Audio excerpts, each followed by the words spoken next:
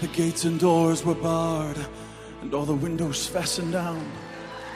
I spent the night in sleeplessness and rose at every sound, half in hopeless sorrow, half in fear the day would find the soldiers breaking through to drag us all away. Then just before the sunrise, I heard something at the wall. The gate began to rattle, and a voice began to call. I hurried to the window, I looked down into the street, expecting swords and torches and the sound of soldiers' feet. But there was no one there but Mary, so I went down to let her in. And John stood there beside me as she told us where she'd been. She said, they've moved him in the night and none of us knows where. Oh, the stone's been rolled away and now his body isn't there. So we both ran to the garden, then John ran on ahead, and we found the stone, an empty tomb, just the way that Mary said. But the winding sheet they'd wrapped him in was just an empty shell. And how or where they'd taken him was more than I could tell. Oh, something strange had happened there, just what I did not know.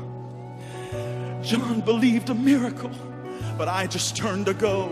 Circumstance and speculation couldn't lift me very high, 'cause I'd seen them crucify him, and then I saw him die.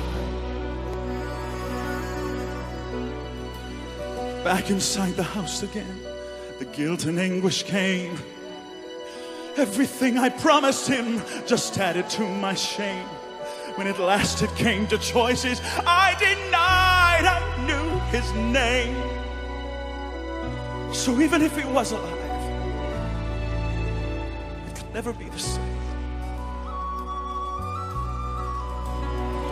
Then suddenly the air was filled with a strange and sweet perfume. Light that came from everywhere drove shadows from the room. Then Jesus stood before me with his arms held open wide, and I fell down on my knees and I just clung to him and cried. Oh, but then he raised me to my feet, and as I looked into his eyes, love was shining out from him like sunlight from the skies. Guilt and my confusion disappeared in sweet release. Oh, and every fear I'd ever had just melted into peace.